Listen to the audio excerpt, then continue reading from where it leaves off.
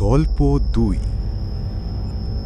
Doctor Aryan অনেক বছর ধরে সিটি হসপিটালে কাজ করছেন।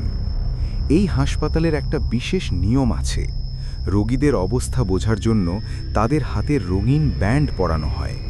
যারা জীবিত এবং চিকিৎসাধীন তাদের হাতে থাকে সবুজ ব্যান্ড, আর যারা মারা যায় মর্গে পাঠানোর আগে তাদের হাতে পরিয়ে দেওয়া হয় লাল ব্যান্ড।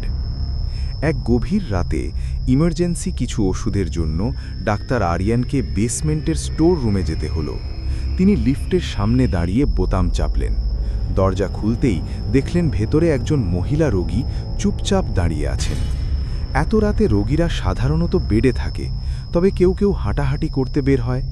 ডাক্তার আরিয়ান ভদ্রতা করে হাসলেন এবং লিফটে উঠে বেসমেন্টের বোতাম টিপলেন। লিফট নিচে নামতে শুরু করল। বেসমেন্টে পৌঁছানোর পর দরজাটা ধীরে ধীরে খুলে গেল। ডাক্তার আরিয়ান পা বাড়াতে যাবেন, ঠিক তখনই দেখলেন দূরের করিডোর থেকে এক বৃদ্ধ লোক খুঁড়িয়ে খুঁড়িয়ে লিফটের দিকেই আসছেন। লোকটার দৃষ্টি ঘোলাটে, হাঁটার ভঙ্গি অস্বাভাবিক। ডাক্তার আরিয়ান লোকটাকে দেখা মাত্রই আতঙ্কিত হয়ে পড়লেন। তিনি পাগলের মতো লিফটের ক্লোজ বাটন চাপতে শুরু করলেন। বৃদ্ধ লোকটি লিফটের কাছে পৌঁছানোর ঠিক আগ মুহূর্তেই দরজাটা সশব্দে বন্ধ হয়ে গেল এবং লিফট আবার উপরে উঠতে শুরু করল। ডাক্তার আরিয়ান বুকে হাত দিয়ে জোরে জোরে শ্বাস নিতে লাগলেন। তার কপালে বিন্দু বিন্দু ঘাম। লিফটের সেই মহিলাটি তখন অবাক হয়ে জিজ্ঞেস করলেন, ডাক্তার সাহেব, আপনি ওনার মুখের ওপর দরজাটা এভাবে বন্ধ করে দিলেন কেন? উনি তো লিফটে উঠতে চাইছিলেন।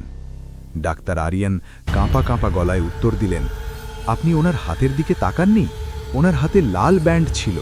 উনি গতকাল বিকেলেই মারা গেছেন। আমি নিজে ওনার ডেথ সার্টিফিকেট সই করেছি। ওটা কোনো মানুষ ছিল না।